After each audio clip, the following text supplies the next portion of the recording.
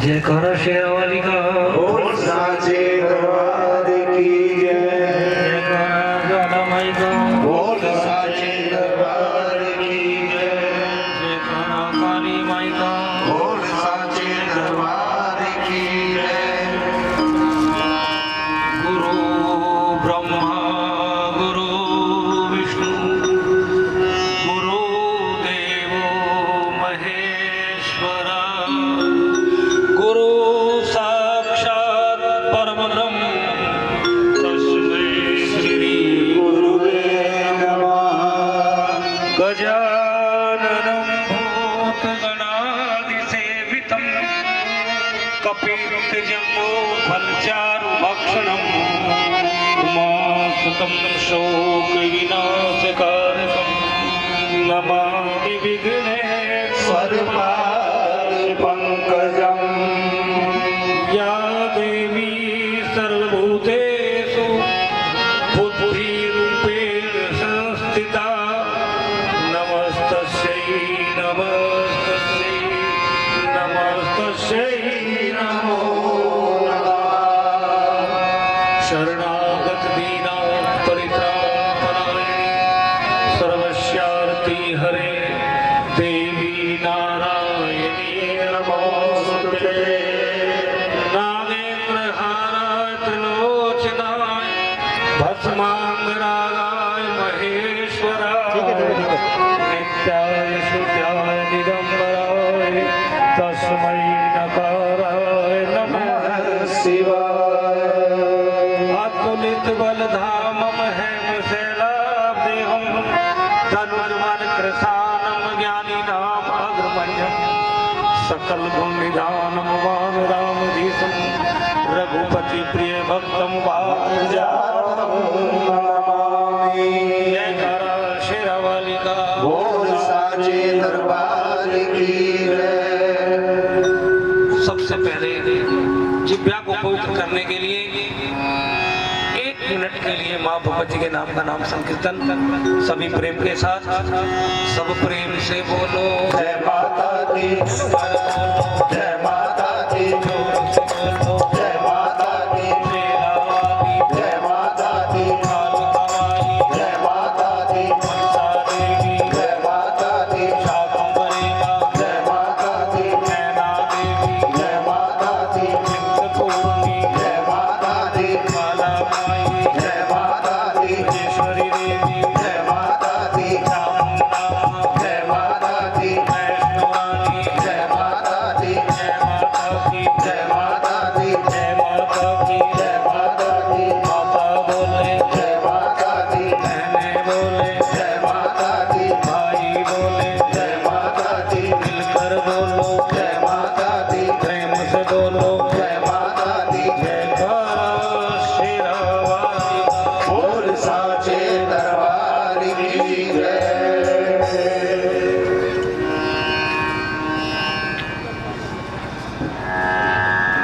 सर्वप्रथम सदैव वंदनीय माँ भगवती जगजननी जगदम्बा राजेश्वरी त्रिपुर सुंदरी परम्बा माँ जगदम्बे के कमल रूपी चरणों में सादर नमन करते हुए आज गजरौला की इस पावन पुनीत भूमि पर श्रद्धालु प्रिय राधे श्याम जी उनके परिवार द्वारा आयोजित इस सत्संग रूपी का पावन पवित्र कार्यक्रम में आप सबकी श्रद्धा को नमन करते हुए उस परिवार के सभी सदस्य और माँ भगवती की ज्योति के समक्ष श्रद्धालु जिज्ञासु श्रोताओं के रूप में उपस्थित भारत की पावन पुनीत भूमि पर जन्म लेने वाले परमात्मा की पवित्र आत्मा। अभी सुभाष भैया कह रहे थे कि बड़े सौभाग्य का दिन है यदि हम सनातन धर्म की मान्यताओं पर विचार करें, शास्त्र में अध्ययन करें, चिंतन करें तो इसमें कोई शंका नहीं है, कोई दो राय नहीं है। क्योंकि हमारे शास्त्र के अनुसार इस जीव के ऊपर परमात्मा की वैसे तो अनेकों प्रकार से उसकी कृपा होती रहती है। दृश्य रूप में परमात्मा भगवती जगदम्बा जो जिसका आराध्य है उनके सभी इष्ट देव उनकी ऐदरत रूप में हमेशा सहायता करते हैं। पर जब उसकी कृपा की बात आती है, उस परमात्मा की दया सबके ऊपर होती है, माँ भगवती की दया सबके ऊपर होती है कि दया की देवी है माँ, दया का दान देती है, पर है कौन भक्त कैसा वो माँ पहचान जाती है। पर जब दया की और कृपा की बात आती है तो दया में और कृपा में थोड़ा सा अंतर होता है। दया किसी के ऊपर भी किसी की हो सकती है। उदाहरण के लिए आप कहीं जा रहे हो, रास्ते में कोई असहाय व्यक्ति मिले, आपसे दया के लिए याचना करें, प्रार्थना करें कि मेरी मदद करिए, तो आप को यदि उसके ऊपर दया आ जाए तो आप जिस लायक है, जिस स्थिति में बिना जाने पहचाने भी उसके ऊपर दया कर सकते हैं। ऐसे ही भगवती की शरण में जो जाता है, परमात्मा की शरण में जो जाता है, संत की शरण में जो जाता है, उनकी दया से उनके कुछ ऐसे काम होते हैं जो केवल उनकी दया मात्र से पूरे हो जाते हैं। पर जब कृपा की बात आती है, दया और कृपा में अंतर है। दया सबके ऊपर संभव है, पर कृपा सबके ऊपर नहीं होती। कृपा पात्र के ऊपर होती है, जो कृपा का पात्र होता है, जो कृपा के लायक है। और दोनों में एक अंतर हो रहा है। यदि दया की बात है तो हर वक्त हर समय इस जीव को, इस शरीर को उस परमात्मा की दया की आवश्यकता है। उसकी दया बनी रहे, वो हमारे पर जो हमारे जाने अनजाने में हुए पाप कर्म भी है, उनको भी क्षमा करके अपनी दया करे, जीवन चलता रहे। पता नहीं कब कब क्या क्या मांगना पड़ता है, क्या क्या कहना पड़ता है, किस किस चीज के लिए दया करानी पड़ती है। पर यदि उसकी कृपा हो जाए तो शास्त्र ऐसा कहता है कि दया जिसके ऊपर होती है उसको बार बार जाना पड़ता है, कुछ कहना पड़ता है, मांगना पड़ता है। पर जिसके ऊपर कृपा हो जाती है, जब कृपा हो जाती है, पर उसको दोबारा जीवन में कुछ मांगना नहीं पड़ता। ये भी बोलिए सच्चे दरबार की जय। तो इसलिए दया के लिए नहीं, प्रार्थना उसकी कृपा के लिए करिए। और कृपा के लिए, कृपा में दो अक्षर हैं, क्रय जमा पा। क्रय धातु का अर्थ होता है करना, कर्म, यानी पहले कर्म करो और फिर पाओ। कृपा कर्म के आधार पर होती है और दया बिना किसी कारण के भी हो सकती है। ऐसे ही अंतर भक्ति में, भजन में, सत्संग में बात सब एक ही है, पर थोड़ा थोड़ा अंतर है।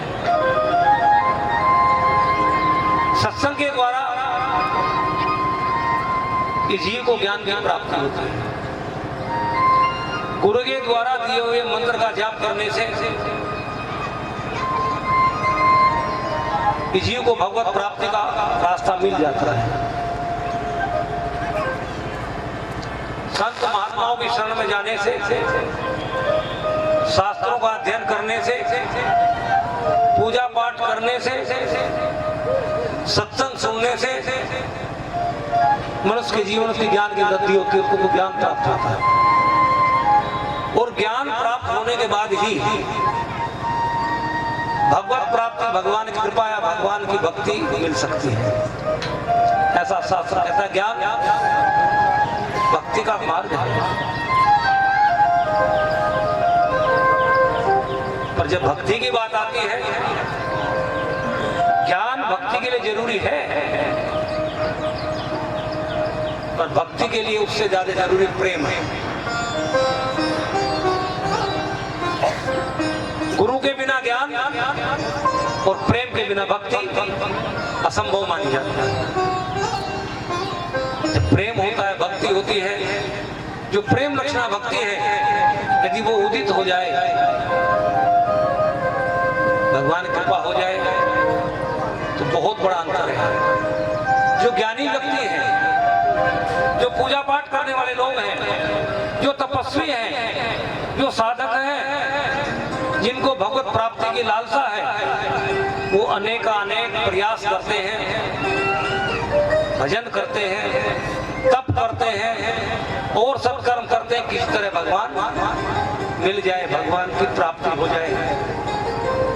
पर भक्तों, जब भक्ति माँ का उदय होता है, जब भक्ति प्रकट होती है, तो अंतर क्या है? ज्ञानी पुरुष को, बहुत ज्ञानी, बहुत तपस्वी है, जो ज्ञानी है, जिनको ज्ञान की प्राप्ति हो चुकी है, उनको भगवान से मिलने के लिए, भगवान प्राप्ति के लिए कहीं जाना पड़ता है।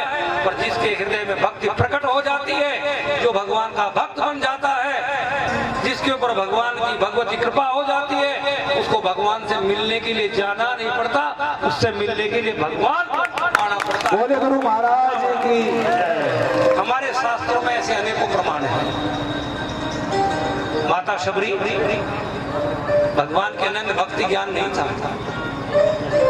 केवल गुरु में विश्वास था, भक्ति में विश्वास था।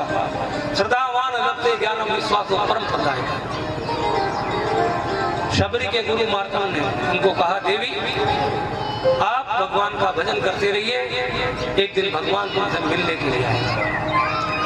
लोगों ने उपहास किया, मजाक किया, नीच घर में उत्पन्न है, नारी है, तेरे से भगवान मिलने के लिए आएंगे।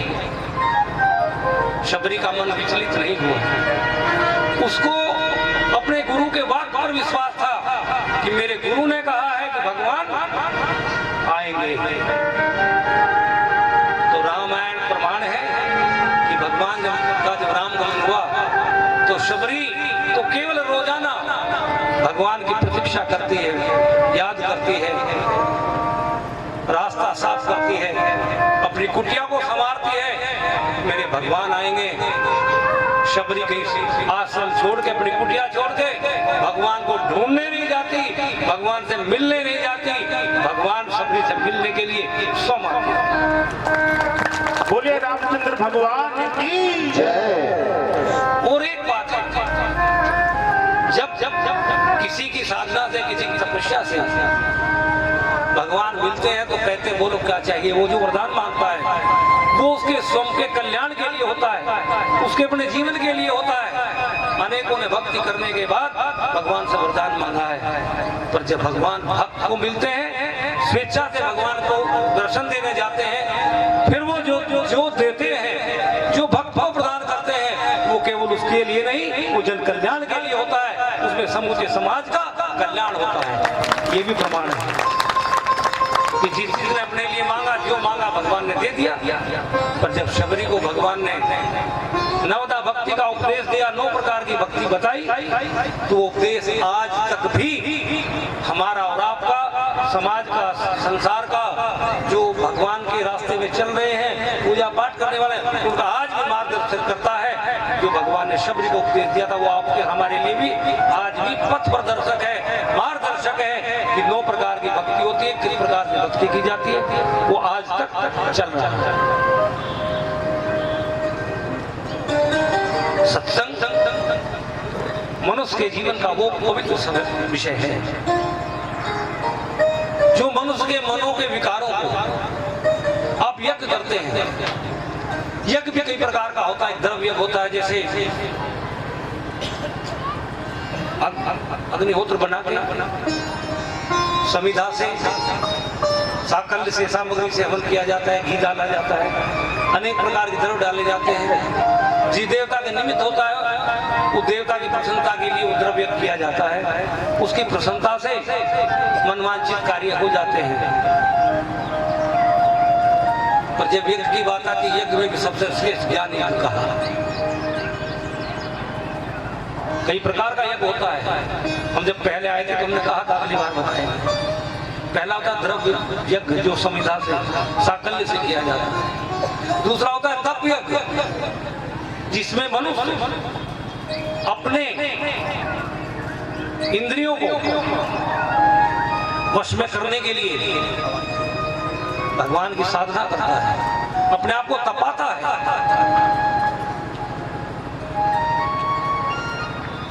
उससे उसका मानसिक विकास होता है, उसका विवेक जागृत होता है। तीसरा कर्म यज्ञ, जिसके द्वारा मनुष्य अपने द्वारा किए गए बुरे कर्मों की आहुति देता है, उनका परित्याग करता है, संकल्प लेता है, जो जीवन में उसकी बुराई है उनको छोड़ देता है, उन विकारों को, उन बुरी आदतों को, व्यसनों को आहूत करके छोड़ देता है।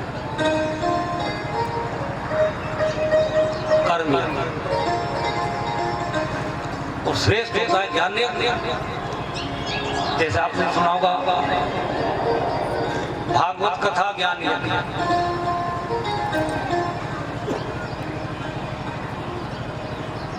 जिसमें ज्ञानामृत भी आता है, जहां जीव के विकारों का, व्यसनों का, उसकी बुराइयों का अंत तो होता ही है और उसको ज्ञान की प्राप्ति होती है। उसके मन का विकार दूर होके उसकी आत्मा का रूपांतरण हो जाता है, उसका हृदय परिवर्तन हो जाता है, वो अपनी सब बुराइयों को आहूत कर देता है। सत्संग मनुष्य के जीवन का सबसे विशेष और आवश्यक विषय है। नित्य प्रति चाहे 10 मिनट ही भगवान का भजन करना चाहिए।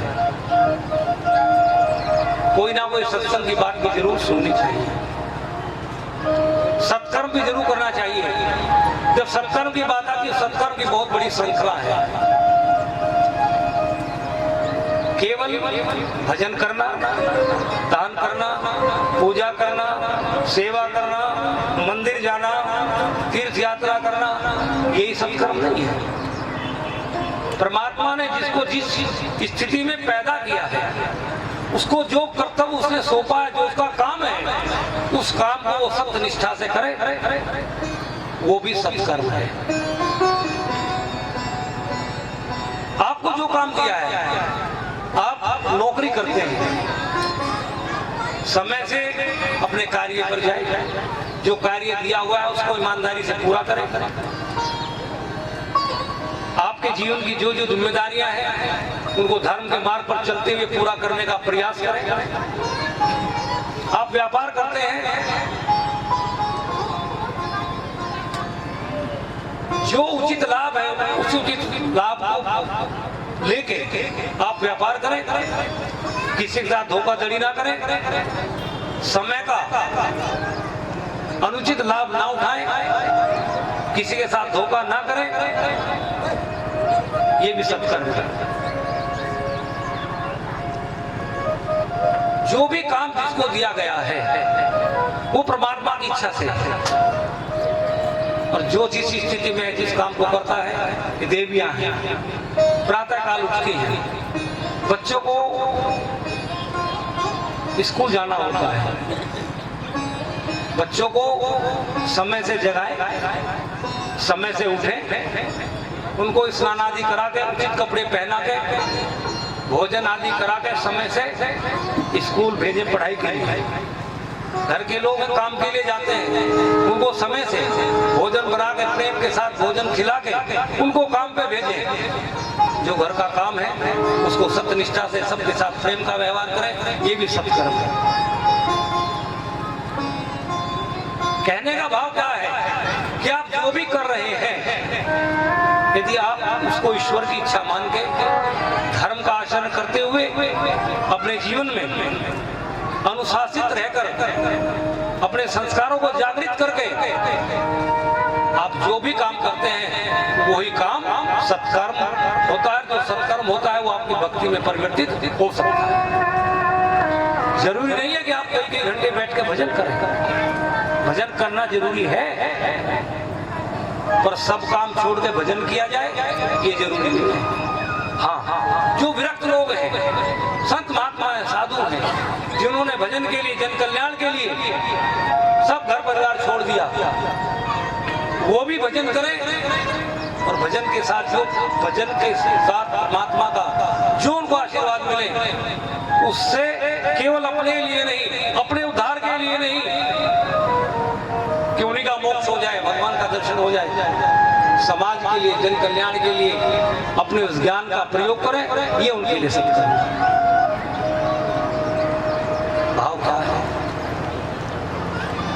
कि कुछ भी ऐसा निश्चित नहीं है जिसको करने के बाद भगवान की प्राप्ति होगी। केवल काम करने का तरीका, उसके प्रति सच्ची आस्था, सच्ची श्रद्धा और प्रेम का व्यवहार ही भगवान की कृपा का रास्ता है। तो एक तो मैं आपसे कहना चाहूंगा कि आप अपने जीवन में नित्य प्रति सबके साथ प्रेम का व्यवहार करें। जहां तक भगवान के मिलने की बात है, सत्संग भगवान से मिलने का माध्यम बताया जाता है, क्योंकि बिन सत्संग विवेक ना होई। पर अगली लाइन क्या आई? राम कृपा बिन सुलभ न सोई। यदि उसकी कृपा ना हो तो सत्संग नहीं मिलता। और सत्संग केवल सुनने का विषय नहीं है कि सत्संग में गए, बैठ गए, सत्संग में भावना का एक अर्थ साक्षात मां भगवती भी है। भावना से, प्रेम से सत्संग को सुना जाए, और जो सुना जाए उसमें जो कर सकते हैं उसको अपने जीवन में उतार कर उस पर अमल करें, तो ही सत्संग का लाभ है। यहाँ एक सत्संग की छोटी सी बात याद आई। एक महात्मा रोजाना सत्संग करते थे। मंदिर में सत्संग होता था, बहुत सारे भक्त लोग जाते थे। एक व्यक्ति नित्य प्रति सत्संग में जाता था, बेचारा गरीब था। लोग मजाक करने लगे, अरे भाई रोज सत्संग में जाता है, वहां मंदिर में पड़ा रहता है, क्या मिला तुझे? एक दिन सत्संग पूरा हो गया, सब चले गए। उन्होंने कहा महाराज जी मेरा तो बड़ा मजाक होने लगा। लोग मजाक करते हैं। महाराज ने कहा कोई बात नहीं, लोगों के द्वारा मजाक करना, जो भक्ति के मार्ग पर चले यदि लोग उसकी मजाक करना शुरू करें तो समझो कुछ भगवान की कृपा होनी शुरू हो गई।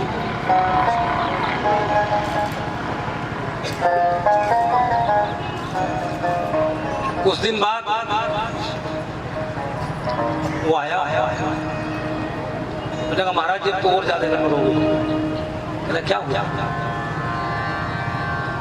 कहता अब तो लोग मेरे लिए व्यंग कसते हैं, बड़ा भगत जी बन रहा है, रात दिन वहां बैठा रहता है, ये नहीं करता, वो नहीं करता, ये देखो वो देखो। महाराज जी ने कहा इसका में कुछ कृपा हो गई भगवान की, क्योंकि जब मजाक हो रहा था जब तो कृपा होनी शुरू हुई थी। इसका मतलब है कि कुछ कृपा हो गई है भगवान की। अच्छा ये बताओ कोई परेशानी तो नहीं है? कहना जी आपका आशीर्वाद सब काम ठीक चल रहा है। कहला तुम लोग अब आप कह रहे हो कि मैं कुछ कर नहीं करता, मंदिर आ जाता हूँ, सब काम चल रहा है, तो लोग तो व्यंग करेंगे भाई, करता तो कुछ है नहीं और सब काम हो रहा है, तो इसका उसकी कृपा हो रही है। उसने कुछ दिन के लिए आना बंद कर दिया। अब जो नित्य प्रति आता है, एक अंतर है, कुछ लोग कभी कभी भजन करते हैं, कभी कभी मंदिर जाते हैं, पर जो रोज भजन करता है, रोज मंदिर जाता है, थोड़ा सा विचार करिए। एक बच्चा रोजाना समय से स्कूल जाता है, यदि वो एक दिन नहीं आता तो अध्यापक भी पूछता है भाई आज वो क्यों नहीं आया? पर जो कभी आता है कभी नहीं आता उसे कौन पूछता है? पूछा तो उसको जाता है ना जो नियम से आता है, हर सप्ताह आता है, एक दिन आता है सप्ताह में, उसका निश्चित है कि मुझे रविवार के दिन जाना है तो रविवार को जाना है। एक रविवार को नहीं आएगा तो कोई पूछेगा ना क्या बात है आज वो नहीं आया, वो रविवार को आता था नियम से। जब वो नहीं आया तो महाराज जी ने पूछा भाई क्या बात है, वो नहीं आ रहा आजकल। उसको बुलवाया, मैंने कहा भाई अब क्या बात हुई? कहला जी अब तो जहाँ देखो वहाँ मेरी चर्चा हो रही है, समाज के लोगों को लगता है कोई काम ही नहीं रहा, जहाँ बैठे भाई उसको देखो उसका ये हो रहा है, कुछ करता तो है नहीं, ये हो गया क्या हो गया? कहला कुछ हो गया? कहला यार आशीर्वाद थोड़ा सा मकान भी बन गया और काम तो सब ठीक ही चल रहा है, ऐसा कुछ है नहीं जिसके पीछे क्लेश हो, जैसा मिल जाता है बच्चे वैसा प्रसाद पा लेते हैं, लड़ाई झगड़े का कोई कारण है नहीं। महाराज जी ने कहा इसका मतलब कृपा बढ़ रही है। महाराज जी ने कहा एक बात बता दूं, जिस दिन तेरे पास खाने के लिए रोटी नहीं थी, करने के लिए काम नहीं था, आज भी नहीं, रहने के लिए मकान नहीं था कि समाज के आदमी तेरा नाम लेते थे, कोई पूछता था? कहला जी नहीं। और अब तो कह रहा है सब जगह मेरी चर्चा होती है, तो ये उसकी कृपा ही तो है कि तू चर्चा के लायक हो गया है। और तुम अपनी बुराई से, निंदा से, चर्चा से बुरा मानते हो। और ऐसी उस व्यक्ति की बात नहीं है, ज्यादातर लोगों की बात है। मैंने अभी बीच में लॉकडाउन था, कुछ लोग कम आ जा रहे थे। एक दिन एक व्यक्ति आया, कहना जी बड़ी परेशानी होगी। मैंने क्या हुआ? कहना जी कई सालों से लगातार आते थे, बीच में आना बंद हो गया, आप लॉकडाउन की वजह से नहीं आए। मैंने कहा क्या हुआ? मैं अच्छा जब आते थे जब क्या था? कल जब तक आते थे जब तक कोई परेशानी थी। उन्होंने कहा कल जब तो सारी परेशानी है। मैंने कहा फिर आना बंद क्यों किया? उस व्यक्ति की आंखों में आंसू,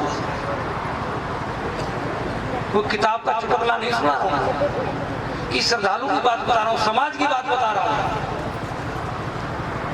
मैंने भाई जब तुम सब तरह से ठीक थे तो आना बंद मत करते।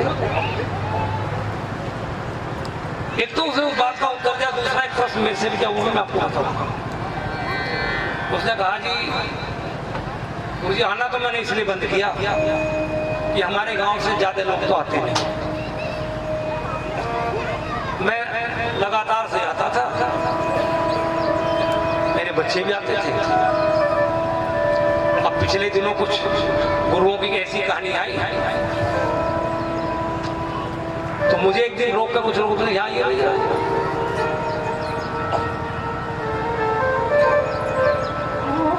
तो उसने मेरे से एक ऐसी बात कही मुझे बहुत बुरी लगी।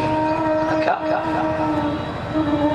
कहला भाई वो आजकल गुरुओं का ऐसा नाम दिला, तेरा गुरु ठीक ठाक है, उसका भी हो गया काम।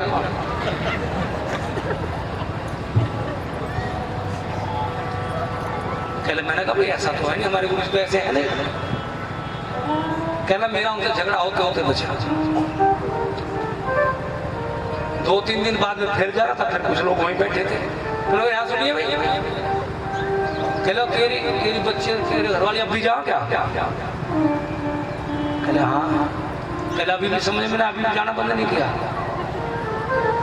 अरे सब गुरु ऐसे ही है। कहला जी मुझे बुरा लगा भाई मेरी वजह से मेरे गुरु के ऊपर उंगली उठ रही है, तो मैंने आना बंद कर। और मैं जब से परेशान हूं। पर एक बात बता दूं गुरु जी, मैंने आना बंद किया, मुझे तो शायद उसकी सजा मिल गई। आप कहते हो सत्संग में मेरा पाप कर्म था, किसी ने कुछ नहीं कहा, मेरे पाप कर्म ने मुझे रोक दिया। पुण्य कर्म मुझे लेकर आता था और पाप कर्म ने मुझे रोक दिया। पर एक बात और बता दो, आपने बहुत कुछ बताया कभी कभी, पर एक बात नहीं बताई कि जिन लोगों के कारण, जिन लोगों के व्यवहार के कारण या जिन लोगों की वजह से किसी का धर्म का काम करना, मंदिर जाना या भजन करना छूट जाए, क्या उसको कोई दंड नहीं मिलता? कहला मुझे तो मिल गया। मैंने कहा ऐसा भाई हमारा ये सामाजिक प्रश्न है, इसलिए मैंने इस बात का उत्तर दिया कि जहां धर्म की बात है, जहां दान की बात है, शास्त्र तो वहां तक कहता है कि यदि प्रिय से प्रिय व्यक्ति भी भजन करने के लिए मना करे, धर्म का काम करने के लिए मना करे और उचित जगह दान देने के लिए मना करे, तो यदि उसका त्याग भी नहीं कर सकते तो उसकी बात को बिल्कुल नहीं मानना चाहिए, किसी कीमत पे नहीं मानना। हमारे शास्त्रों प्रमाण है, श्रीमद् भागवत कथा में राजा बलि का प्रसंग सुना होगा। भगवान वामन का रूप धारण करके, वामन अवतार का वेश बना के आए। उनके गुरु शुक्राचार्य ने पहचान लिया, उन्होंने कहा छलिया है, इसको है, संकल्प मत लो, दान नहीं करना इसको। गुरु आज्ञा से कोई बड़ी आज्ञा नहीं होती, सबसे पहले माँ की आज्ञा जो सर्वोप्रिय है, पिता की आज्ञा और धर्म। चौथा अवरोध, विरोध होगा, मन कुछ विचलित होगा तो फिर तरह तरह की बाधा आएंगी। बहुत लोग आते हैं, मैं गुरु जी आना चाहता हूँ, पर कोई ना कोई ऐसा कारण होता आ नहीं पाता, अवरोध, फिर अवरोध उत्पन्न होगा। और पांचवा परीक्षा। जब भक्त चलता रहता है, साधक अपने मार्ग पर चल रहा है, तो फिर भगवान भी परीक्षा लेते हैं, वो भी अवरोध है, वो भी रोकते हैं। आपने देखा होगा इंद्र ने कई योगी तपस्या भंग करने का प्रयास किया, भगवान ने भेष बदल बदल के, यहाँ तक कि माता पार्वती जब भगवान शिव की तपस्या में लीन थी, भगवान शिव को प्राप्त करने के लिए भगवान शिव ने अपने गणों को भेजा, पार्वती का मन विचलित कर दिया। किसकी तपस्या कर रही है? शिव की। क्यों? पति रूप में प्राप्त करना चाहती है, सोबड़ बाबा के पास उसको पति रूप में प्राप्त करना चाहते हैं। रहने के लिए घर नहीं, पहनने के लिए वस्त्र नहीं, खाने के लिए भोजन नहीं, उसको प्राप्त करना चाहते हो। मन विचलित करने के लिए भगवान भी देखता है इसका विश्वास कैसा है, इसकी श्रद्धा कितनी है। जो किसी कहने से बदल जाए वो श्रद्धा क्या है, जो किसी कहने से भजन करना छोड़ दे वो आस्था क्या है, जो बहकाए में आके पूजा बंद कर दे वो पूजा क्या है। सब अपना अपना काम कर रहे हैं, उनको परमात्मा ने वही काम दिया, वो उसी को कर रहे हैं। पर शास्त्र कहता है कि किसी की भक्ति में बाधा पहुंचाना पाप है। इसलिए कभी किसी को अच्छे काम के लिए प्रेरित ना कर सको तो कम से कम अच्छा काम करने वाले को रोको मत। और एक बात यहाँ विशेष रूप से कि मातृशक्ति जो हमारी मातृशक्ति है, देवियों में थोड़ी श्रद्धा ज्यादा होती है। कई एक ने कहा मैं ज्यादातर जीवन की बात करता हूँ, जो मैंने देखा है, जो मेरे सामने आया। देवियां भक्ति करना चाहती हैं, मंदिर जाना चाहती हैं, पर घर के पुरुष उनके पति उनको रोकते हैं। ऐसा भी समझ में मेरा निवेदन है कि कभी हाँ उसमें कार्य में बाधा हो रही हो तो उसको समझाइए कि जैसे हमने बताया कि पहले घर का काम करिए, उसके बाद भजन करिए, पर रोकिए मत। कुछ लोग मातृशक्ति के साथ बुरा व्यवहार करते हैं। मनुष्य के द्वारा किए हुए कर्मों में कुछ पाप होते हैं, कुछ महापाप होते हैं। हमारा शास्त्र कहता है, जब सम्मान की बात आती है, यत्र नार्यस्तु पूज्यन्ते रमन्ते तत्र देवता, जहाँ नारी का सम्मान होता है, पूजा होती है, वहाँ देवताओं का वास होता है।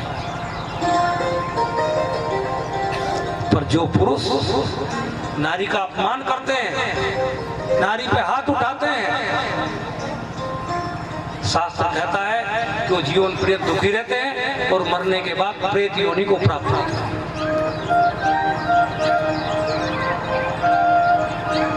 सत्कर्म में सात्विक भोजन का बहुत बड़ा महत्व है। भोजन सात्विक करना चाहिए। कुछ लोगों को मदिरा पान की आदत है। मदिरा पान को पद्म पुराण में इतने बुरे शब्द से संबोधित किया कि आप सुन के नाराज हो। पद्म पुराण में शराब के सेवन को स्वान मूत्र पीने जैसा बताया शास्त्र में, जो बुद्धि पर सीधा सीधा प्रहार करती है। दूसरी बात, जब समाज की बात आती है, सामाजिक प्रश्न है, मैं कुछ चलूं इससे पहले थोड़ी सी बात बता रहा हूं आपको। कुछ लोग आते हैं, सब कुछ करते हैं कि पर घर में बरकत नहीं है, प्रेम नहीं, शांति नहीं। जिस घर में मदिरा पान का सेवन होता है उस घर में बरकत नहीं होती। भौतिक कारण मैंने पहले बताया, आज आपको एक आध्यात्मिक कारण बताते हैं। जिस समय समुद्र मंथन हुआ तो समुद्र मंथन के समय मदिरा और लक्ष्मी दोनों समुद्र से निकले रत्नों के रूप में। मदिरा का सेवन असुरों ने किया। जो दैत्य लोग थे, जो असुर थे, उन मदिरा का सेवन कर लिया, मदिरा को पी गए। वो जो लक्ष्मी का प्रादुर्भाव हुआ समुद्र मंथन से, तो लक्ष्मी ने श्री हरि विष्णु का वर्ण किया।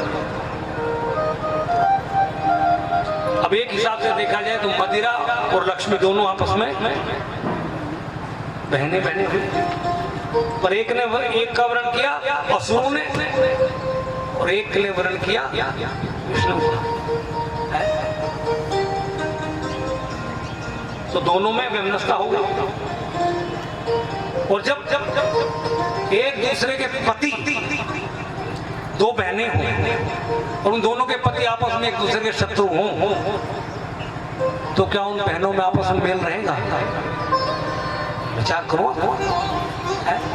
रहेगा?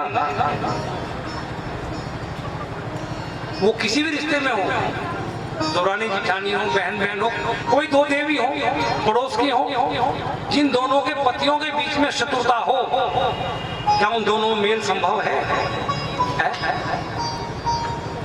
तो मदिरा में और लक्ष्मी के पति श्री हरि विष्णु और मदिरा के पति असुर, दोनों का वैर है या नहीं है? कई युगों से है नहीं।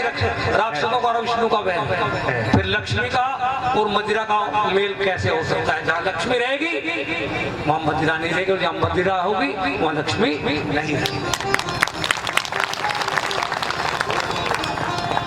और लक्ष्मी के 8 रूप हैं, अष्ट लक्ष्मी कहते हैं, 8 प्रकार की लक्ष्मी। लक्ष्मी परमात्मा सबको देता है, पर जो उसको प्रेम से संभालता है, उसके घर में या देवी सर्वभूतेषु लक्ष्मी रूपेण संस्थिता, और जो नहीं संभालता उसके परिणाम से उसके घर में प्रेम रहता है, शांति रहती है, बच्चे संस्कारवान होते हैं, सब एक दूसरे का मान सम्मान करने वाले होते हैं, परिवार में प्रेम होता है जहाँ लक्ष्मी का वास होता है। और जहाँ लक्ष्मी का 8वां रूप होता है लक्ष्मी, तो उसके परिणाम से दरिद्रता, आपस में कलह कलेश, पत्नी पति की नहीं माने, पति पत्नी की नहीं माने, बच्चे छोटे छोटे नहीं मानते, सब कुछ होते हुए घर में शांति नहीं। ये उसका परिणाम। उनका कमाया धन भी कभी मुकदमे में, कभी डॉक्टर के, कभी यहाँ कभी वहाँ लगता रहता है। तो थोड़ा सा विचार करें कि हम भक्ति करें, भजन करें, वो तो जरूर है, पर उससे पहले अपने आप को भजन के लायक बनाना जाना चाहिए। तो क्योंकि जो जली है, और जब जोत के सामने हो तो जिसके नाम की जोत, उसका नाम तो जरूर लेना है। भगवत प्राप्ति की लालसा, भगवान के अनेकों रूप है, निराकार निरंकार है वो, पर जो जिस रूप में उसको याद करता है, जिनकी रही भावना जैसी प्रभु मूरत देखी दिन तैसी। और माँ के लिए क्या कहा कि ऊंचे पर्वत बैठकर माँ सबका मुजरारे, और जैसी जाकी भावना वैसा ही बदले। जो जिस भावना से भगवान का भजन करता है, उसको वो ही फल उसी रूप में मिल जाता है। आप देख रहे हो समाज में जिसकी बुरी आदत है, अब इसी तरह मदिरा पान का, जो लोग शराब पीते हैं, बुरा मत मानना, कोई बैठा हो तो भाई, उनके घर में रोटी बने या ना बने, ये प्रकृति का नियम है कि कैसे ना कैसे उनको पीने के लिए मिल जाए, क्योंकि उनकी आस्था शराब नहीं है। जाकी जामे सख्त स्नेह ताही कहीं मिले ही न कछु संदेह। जिसका जिसमें सच्चा प्रेम है, जिसका शराब है उसको शराब नहीं, जिसका भगवान है उसको भगवान मिल जाता है। एक बार ऐसी एक शंका हुई, एक व्यक्ति को भजन करते हुए देखा, उधर से उस राज का मंत्री जा रहा था, कह रहे बहुत सोचे सिद्ध महात्मा, बहुत लोग भजन करते हैं, बड़ी शांति प्राप्त होती है। एक दिन वो राजा को भी लेकर आ गया, राजा ने कहा महाराज ये सब क्या हो रहा है? कहले तो भगवान का नाम स्मरण कर रहे हैं। कहले नाम स्मरण करने से क्या होता है? कहले भगवान की प्राप्ति होगी, भगवान मिल जाएगा। उन्होंने कहा महाराज क्यों जिन लोगों को काम छुटवा रहे हो? ये सब आके यहाँ बैठ जाते हैं, काम कोई करता नहीं, इससे क्या होगा? खाली नाम लेने से क्या होता है? महाराज ने कहा कि राजन अभी तो नहीं, मैं कुछ दिन के बाद इसका अवसर दूंगा। ठीक है।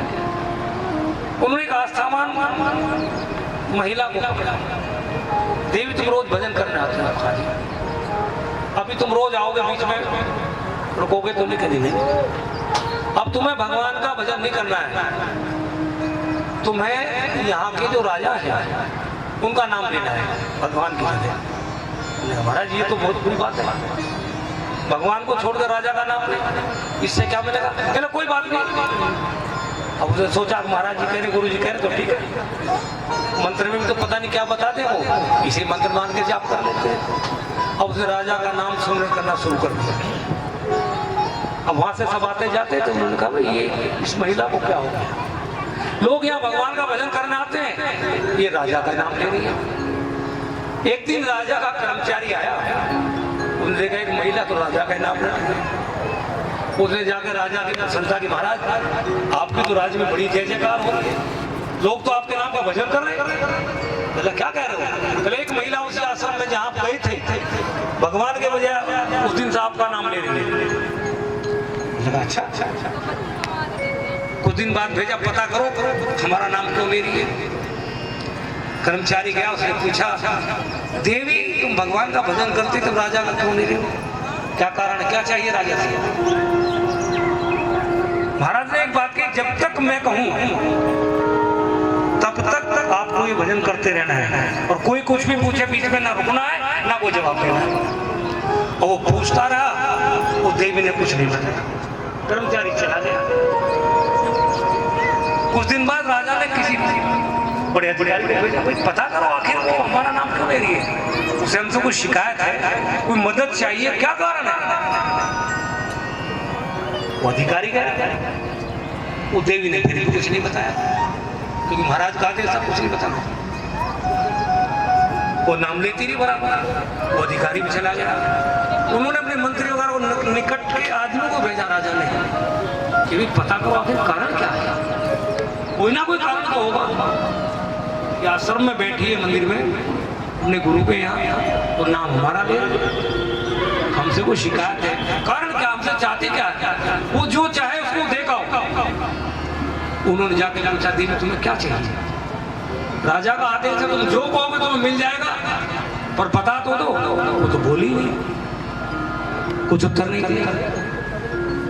जब ऐसे काफी दिनों के राजा ने कहा फिर चलो हम ही चलते हैं।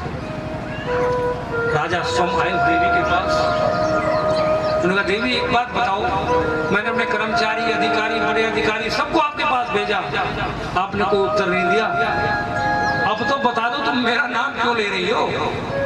मेरे से तुम्हें कोई शिकायत है या मेरे से कुछ चाहिए या कोई काम कराना है, बताओ तो सही।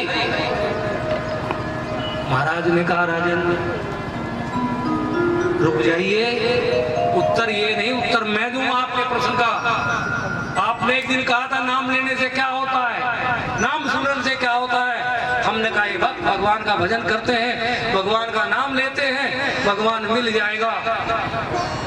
तुमने कहा था नाम लेने से क्या होता है। ये देवी ने भगवान का नाम छोड़ के आपका नाम लेना शुरू किया। पहले आपने अपने कर्मचारी को भेजा, बोलो क्या बात है, फिर अधिकारी को भेजा, बोलो क्या चाहिए, फिर औरों को भेजा, बताइए तुम्हारी क्या इच्छा, जो कहोगे वो मिलेगा, राजा का आदेश है। जब इसने कोई इच्छा जाहिर नहीं की तो राजन आपको सो मानना पड़ा। ऐसे जो भगवान का भजन करता है, जो भगवान का नाम लेता है, पहले अपने पार्षदों को भेजता है, बताओ क्या चाहिए, तुम्हें परेशानी क्या, बोलो क्या चाहते हो। क्या कहा, खुदी को खुदा में मिलाए जो पहले, तो खुदा भी पूछता आगे जमीन पर पता बंदे तेरी रजा क्या है, बता तू क्या चाहता है। बोले गुरु महाराज की, बोले साचे दरबार की जय हो।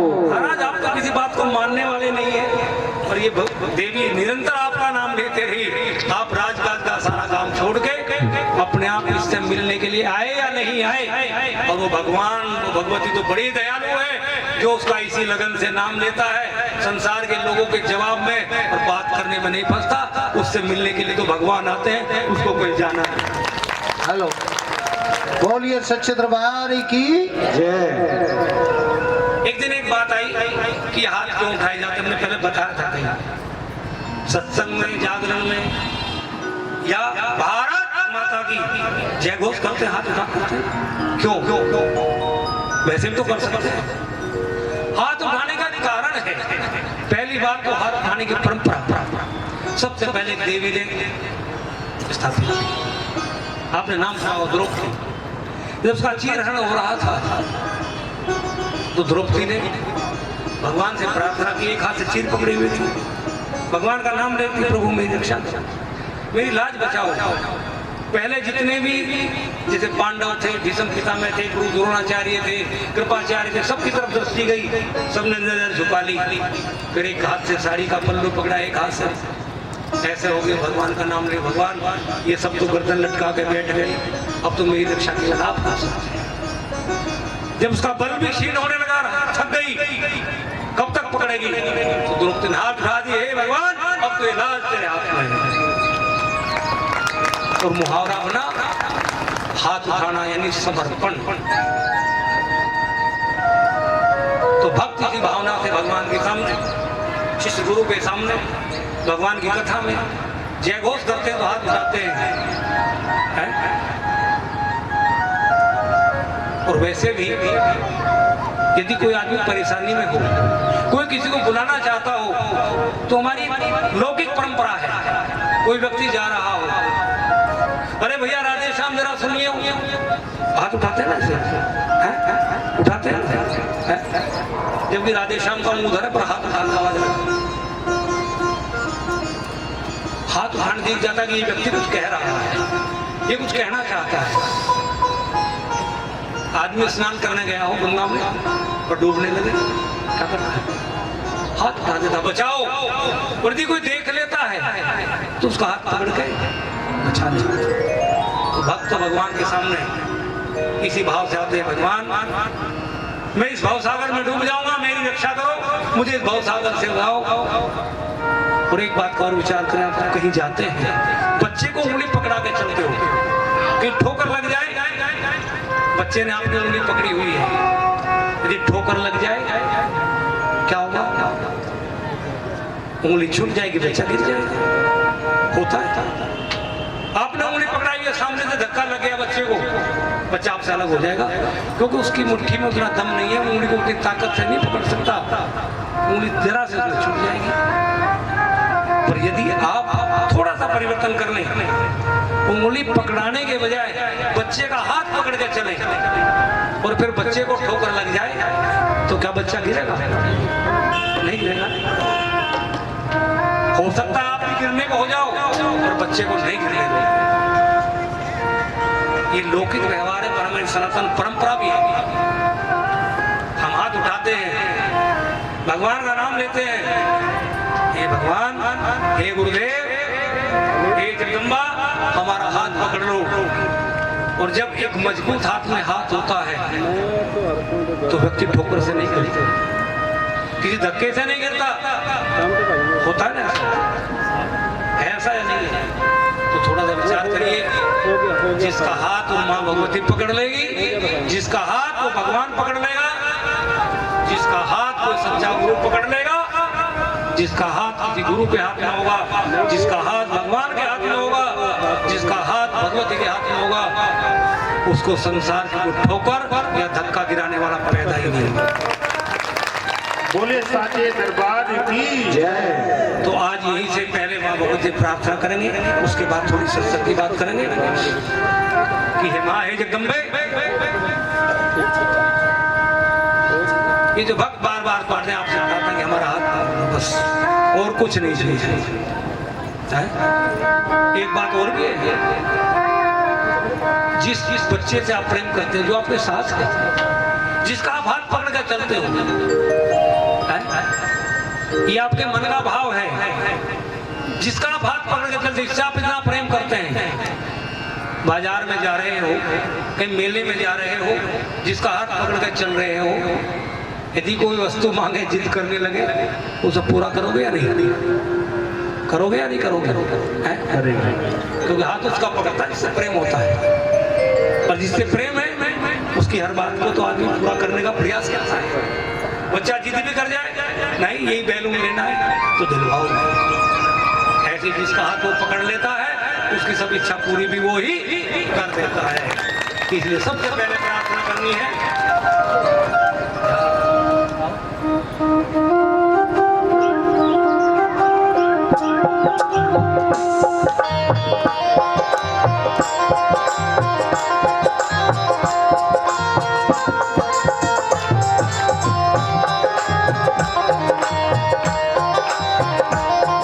तालियां बराबर बजनी चाहिए आनंद के साथ।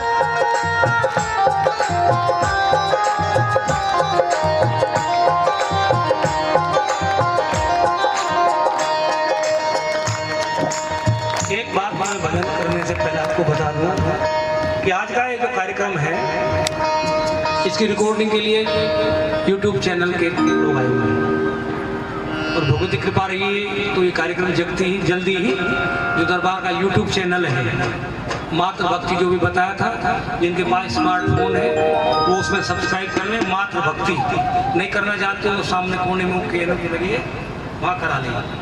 वैसे आप जलवाले गुरु जी उसके सामने बोल लें इंटरनेट पे जाके, तो भी वो आ जाता है, बताते हैं तो क्या कहा। माँ से प्रार्थना है पहले, उसके बाद सत्संग की कुछ बात करेंगे कि मेरी मैया पकड़ लो माँ अम्बे, मेरा मन मेरे बस में नहीं है, मेरी मैया पकड़ लो माँ अम्बे, मेरा मन मेरे बस में नहीं है। ये तो रह के हमको सताए, ये तो रह के हमको सताए, हमें लड़ने की हिम्मत नहीं है। मेरी मैया पकड़ लो माँ अम्बे, मेरा मन मेरे बस में नहीं है। ये तो रह के हमको सताए, ये तो रह के हमको सताए, हमें लड़ने की हिम्मत नहीं है। मेरी मैया पकड़ लो माँ अम्बे, मेरी मैया पकड़ लो अम्बे, मेरा मन मेरे बस में नहीं है, नहीं है। मेरा मन मेरे बस में नहीं है, नहीं है। मेरा मन मेरे बस में नहीं है, ओ मेरा मन मेरे बस में नहीं है। ओ ये तो रह के हमको सताए, ये तो रह के हमको सताए, हमें लड़ने की हिम्मत नहीं है। मेरी मैया पकड़ लो अम्बे। जय हो, तालियां।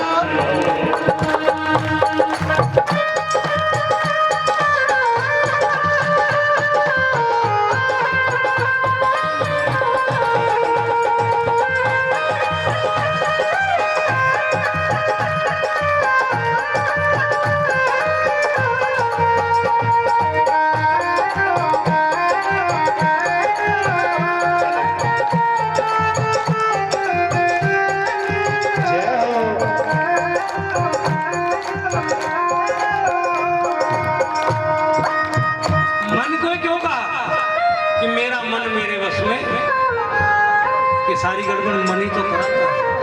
या दो बातें हैं हाथ पकड़ने की, आप विचार करिए, यदि आपका हाथ किसी ने पकड़ा हुआ है और आपका मन आपको किसी ऐसी जगह ले जाना चाहता है जहाँ नहीं जाना चाहिए, कुछ ऐसा खाना चाहता है जो नहीं खाना चाहिए, यदि आपका हाथ किसी ने पकड़ा हुआ है तो आप जा पाओगे? वो आपको नहीं जाने देगा। इसलिए कहा गुरु के हाथ में हाथ हो तो गलत रास्ते पर नहीं जाने देगा। भगवान की तो बात, इसलिए किसी को अपना हाथ पकड़ा दीजिए। जा सकता। ये सबसे आसान तरीका है मन को बस में करने का। कि अपना हाथ किसी के हाथ में दे दो। देवियों को ज्यादा तजुर्बा है ना, जिनका विवाह हो गया बेटियों का, उनके पिता ने हाथ जिसके हाथ में दे दिया है, जीवन तो उसी के हिसाब से चलता है ना। अपनी चलाओगे प्रेम से तो कर सकते हो कुछ भी, यदि अपनी चलाओगे तो मुश्किल हो जाएगा है? चलनी तो उसी है जिसके हाथ में, हाथ समाज के बीच में माता पिता ने सौंप दिया। ऐसा है या नहीं है? इसलिए हाथ वो सबका जगतपति है, इसलिए हाथ उसी के हाथ में सौंप। और क्या कहा, तुमने भेजा था हमको जहां में, देखे मानव का तन अनमोला, देखे मानव का तन अनमोला, देखे मानव का तन अनमोला। तूने भेजा था हमको जहां में, देखे मानव का तन अनमोला, देखे मानव का तन अनमोला। कदर हमने करी माना इसकी, हमने मिट्टी में इसको है रोला रोला। हमने मिट्टी में इसको। थोड़ा सा एक समाज में परिवर्तन है। गलती करना मनुष्य का एक तरह से धर्म है। मनुष्य का शरीर है तो गलती निश्चित रूप से हो जाती है, ना चाहते हुए हो जाती है। पर गलती होने के बाद जो गलती का एहसास कर ले, गलती को सुधारने का प्रयास करे, उसको मानवता कहते हैं। पहले ऐसा था, यदि किसी से गलती हो गई, बच्चे ने यदि गलती कर दी तो माता पिता के सामने आने से डरता था। विद्यालय में बच्चे ने गलती कर दी, अध्यापक के सामने जाने से डरता था। एक परिवर्तन आया, वैचारिक परिवर्तन हुआ। आज स्थिति क्या है, आप कहीं जा रहे हो, सामने से कोई दूसरा व्यक्ति आ रहा हो, आप गाड़ी में हो, बाइक पे हो, दूसरा आदमी गलती वो कर रहा है? और हमारे युवा पीढ़ी की आदत क्या है, गलती करेंगे तो खिड़की खोल के सामने आया, क्या बात है, दिखता नहीं क्या चाहता है, गलती करेंगे और सीना चौड़ा होकर खड़े होंगे। अरे तू ऐसा कर, हाँ कर रहा, बता क्या करें? ये मानवता नहीं, गलती को स्वीकार करना चाहिए। गलती सबसे हो सकती है। गलती करने के बाद तो आदमी हिम्मत नहीं होती, उसका सर झुक जाता है। तेरी चौखट पे आना मेरा काम था, मेरी बिगड़ी बनाना तेरा काम है। पर आदमी भगवान की भी गलती कर देते, जैसे अभी हम बता रहे थे कि व्यक्ति जब ऐसी बात हो तो मंदिर जाना बंद कर दिया, फिर मंदिर जाने से बचता है। पर किसी से गलती ना हुई ऐसा तो होता ही नहीं कि माँ हमने तो गलती भी करी है और तेरे दरवाजे पे भी आए हैं, क्योंकि हमारा काम है, आगे काम तेरा। क्या कहा, हमने तो बहुत हिम्मत करी और वो आपको भी बता रहा हूँ, यदि कोई गलती कर दे, कोई भूल कर दे, आपका अपमान कर दे, तो पहले शर्म उसको आएगी, क्या नहीं? उसके मन में डर होगा। तो मैंने उसको गाली दे दी, पता नहीं क्या करेगा, मैंने उसका अपमान किया, पता नहीं क्या करेगा, उसकी हिम्मत नहीं होगी। पर जो किसी कहने से या हिम्मत करके आपके सामने आ जाए, आपसे क्षमा याचना करे, तो मानवता का धर्म है कि उसको माफ कर देना चाहिए। वो आ गया, इतना ही बोलिए सच्चे दरबार की जय। और उसकी तो बात ही क्या है, इसलिए क्या कहा, करके हिम्मत तेरे दर पे आए, तेरे आगे ये आगे झुकी है तेरे आगे, ये आगे झुकी है तेरे आगे, ये आगे झुकी है। करके हिम्मत तेरे दर पे आए, तेरे आगे ये आगे झुकी है तेरे आगे, ये आगे झुकी है। अपने मुख से हम कैसे बताएं, हमने कितनी गलती करी है, हमने कितनी गलती करी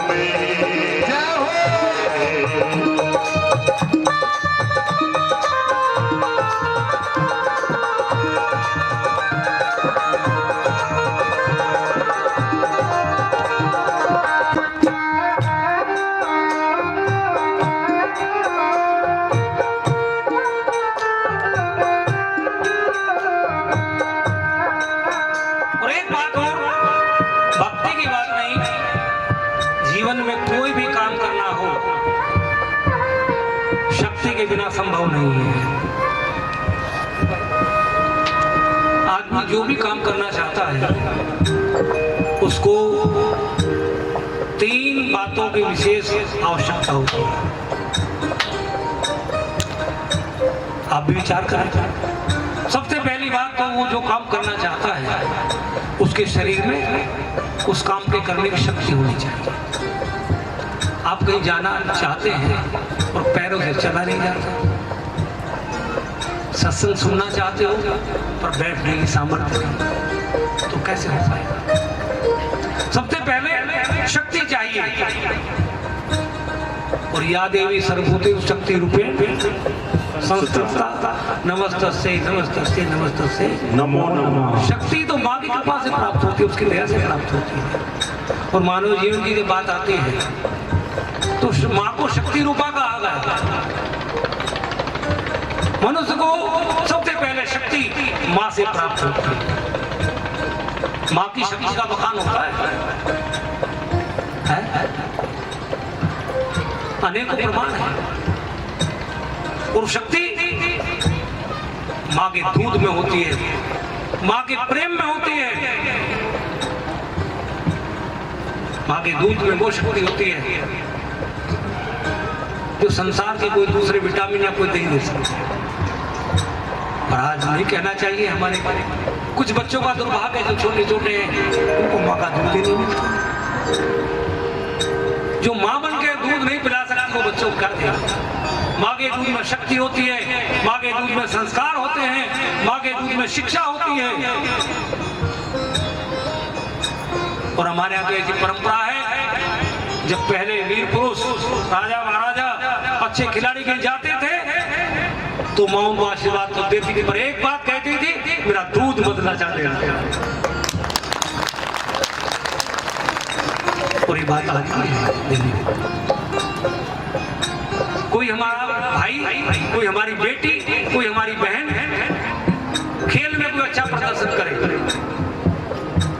बॉर्डर पर कोई वीर सिपाही बहुत अच्छा काम करे, जिसको पुरस्कृत किया जाए, जिसको पदक मिले, आज भी क्या कहते हैं, धन्य है वो माँ जिसने ऐसे पुत्र को जन्म दिया। योगदान तो उसका भी कम नहीं है, पर कहते तो माँ को है।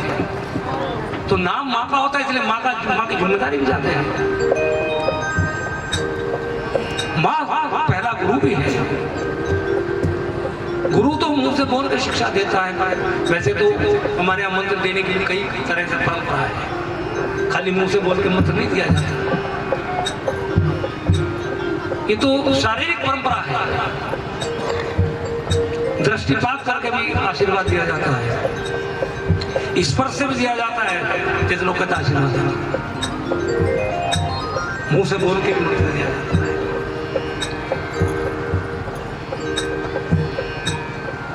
दूसरी बात, पहली बात शक्ति चाहिए। दूसरा क्या चाहिए? साधन चाहिए। आपको यहाँ से कहीं जाना है तो साधन की आवश्यकता तो होगी। साधन के लिए लक्ष्मी चाहिए। गाड़ी खड़ी है तो पेट्रोल डलवाना पड़ेगा, गाड़ी घर के लिए तो किराए के लिए पैसे चाहिए। कोई भी काम करना है उसके साधन की आवश्यकता तो है। यज्ञ करना चाहते, जो भी करना चाहते हो उसके लिए साधन चाहिए। साधन के लिए लक्ष्मी का होना। और या देवी सर्वभूते लक्ष्मी रूपे संस्था, लक्ष्मी का रूप भी माई है, वो भी माँ से मिलता है। सब बच्चे थे आज बड़े हो गए हैं जो बैठे हैं, कुछ बच्चे अभी बैठे हैं। उसको अपनी आवश्यकता के लिए बच्चे को जो चाहिए लक्ष्मी के रूप में किससे लेता है? भले पिता ही देता हो पर मांगते सब माँ से ही है, बच्चे नहीं मांगते। और कितना ही बड़ा हो जाए उसके सामने तो बच्चे ही है, तो वो भी माँ से ही मिलता है। और तीसरा क्या चाहिए?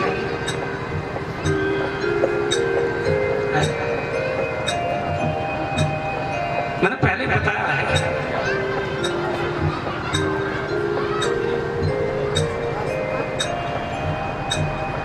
शक्ति है शरीर में, साधन है पर काम करने की बुद्धि नहीं है।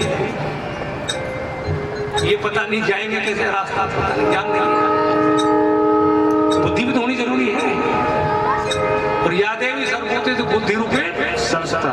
बुद्धि के स्वामी भी माई है, माँ ने तो बताया क्या कि बेटा तुम्हारे पिताजी आए हैं, तुम्हारे बाबा जी पैर छू। माँ बदल गई, माँ ने कहा तुम्हारे पापा है। किसने बताया? माँ ने बताया तुम्हारे डैडी आए हैं। तो ये भी नहीं बताते तो कहते हेलो बेटा, ये दिस इज योर डैड। किसने बताया बेटा? संस्कार में थोड़ा अंतर तो आ गया। या सात्विक भोजन की बात आती है, थोड़ा विचार करिए। जब बच्चे का जन्म हुआ, उस परमात्मा ने भोजन के रूप में सबसे पहले क्या दिया? माँ के स्तनों में दूध दिया, दिया, दिया। अब बुरा मत मानना। भगवान ने जब बच्चे को जन्म दिया, उसका जन्म होते ही सबसे पहले उसकी उदर पूर्ति के लिए दूध दिया है? उसके बाद उसने जो भी खाना सीखा वो किसने सिखाया? सिखाया है? फिर कुछ वो गलत चीजें खाने पीने लगा, उसको भी कोई ना कोई सिखाने वाला है। विचार करिए, माँ ने तो सात्विक भोजन देकर पालने का प्रयास किया। आज भी कोई माँ नहीं चाहती उसका बच्चा गलत चीज खा पी के आए। वो बुद्धि, वो ज्ञान की माँ ही देती है। या देवी सर्वोदय बुद्धि रूपेण सिद्धा। इसलिए जिन चीजों की आवश्यकता, जो विशेष आवश्यकता है, उस सब की पूर्ति माँ करती है। अब जिसका कोई काम शक्ति के बिना, बुद्धि के बिना और साधन के बिना हो जाए, वो भैया माँ को बिल्कुल मत मानना। हमारे विचार से तो सबको आवश्यकता है उस माँ की, और जिसके ऊपर उसकी कृपा नहीं है, जिसकी माँ को तो कहते इसलिए लाइन लिखी, हम कैसे करेंगे गुजारा बिन तेरी कृपा के हो मैया। ओ मैया बिन तेरी कृपा के हो मैया, मैया बिन तेरी कृपा के हो मैया। हम कैसे करेंगे गुजारा बिन तेरी कृपा के हो मैया। ओ मैया बिन तेरी कृपा के हो मैया। जो तुमने दिया ना सहारा, डूब जाएगी जीवन की नैया। नैया डूब जाएगी जीवन की नैया, नैया डूब जाएगी जीवन की नैया, डूब जाएगी जीवन की नैया। और एक बात और है माँ, जब गलतियों की बात आती है, वो शक्ति भी माँ में है कि बच्चा कितनी भी बड़ी गलती कर आए, यदि मन से माँ के सामने आके दो आंसू बहा दे तो उसको क्षमा मांगने की जरूरत नहीं, माँ बिना मांगे क्षमा कर देती है। बोलिए जन्म देने वाली मैया की जय। वो शक्ति भी माँ में ही है, जो सब भूल जाती है। इसीलिए क्या कहा, मैं तो जैसा भी हूँ परमा तेरा, मैं तो जैसा भी हूँ परमा तेरा, तेरी कृपा पे मुझको यकीन है। मैं तो जैसा भी हूँ परमा तेरा, तेरी कृपा पे मुझको यकीन है। मेरी मैया पकड़ लो माँ अम्बे, तेरा मन मेरे बस में नहीं है। मेरी मैया पकड़ लो माँ अम्बे। तालियां।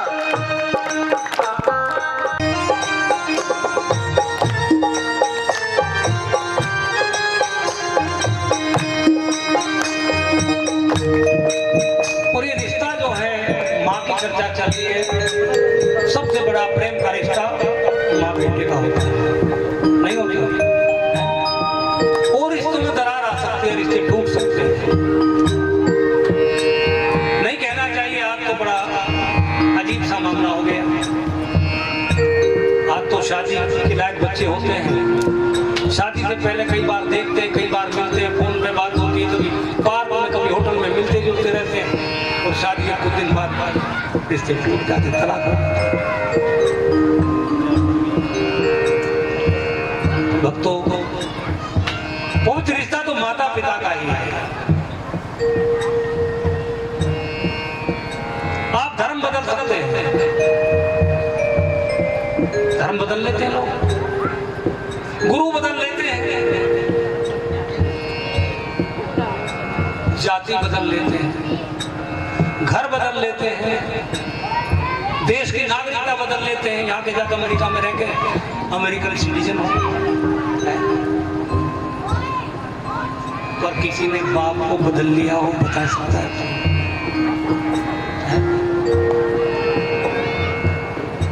किसी ने माँ को बदल लिया हो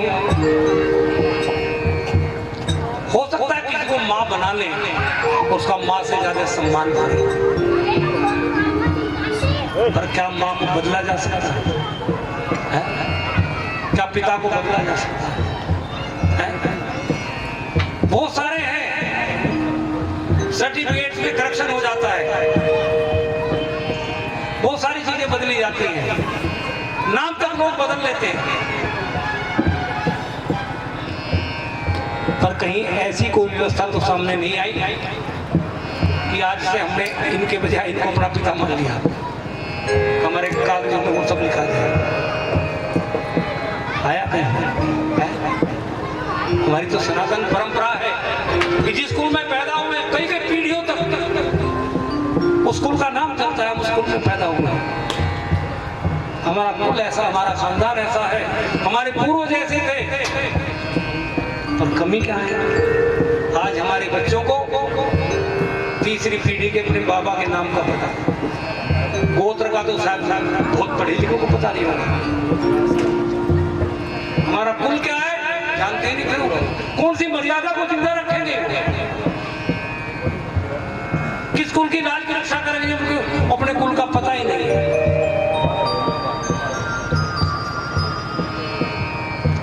अभी एक जगह की बात है, एक महात्मा बैठे थे, एक आदमी आया, बड़ा परेशान सा, हाँ क्या बात है, क्या नाम है?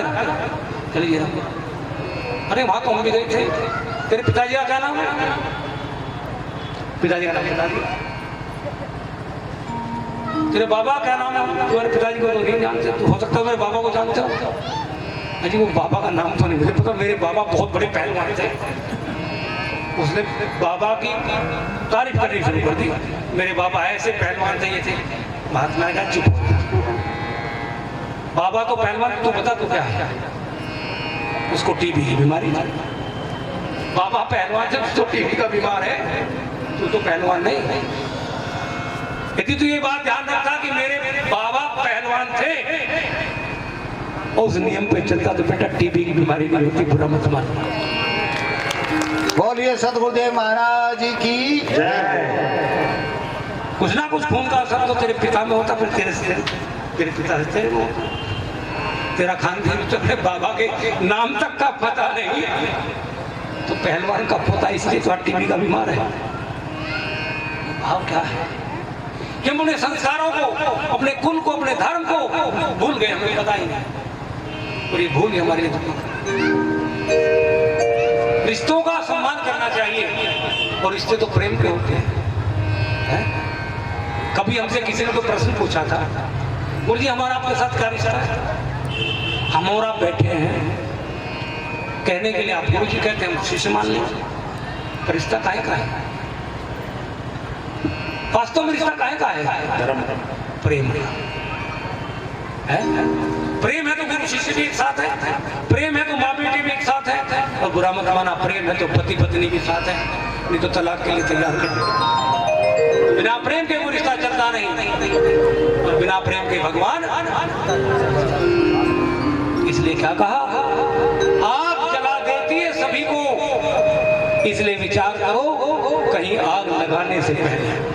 कि हम आग लगा पा रहे हैं, लोग तो घरों में आग लगाते हैं, संबंधों में आग लगा देते हैं, आग जला देती है सभी को, इसलिए विचार करो कहीं आग लगाने से पहले।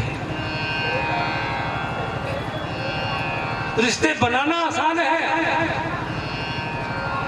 रिश्तों को निभाना है मुश्किल, इसलिए विचार करो रिश्ता बनाने से पहले।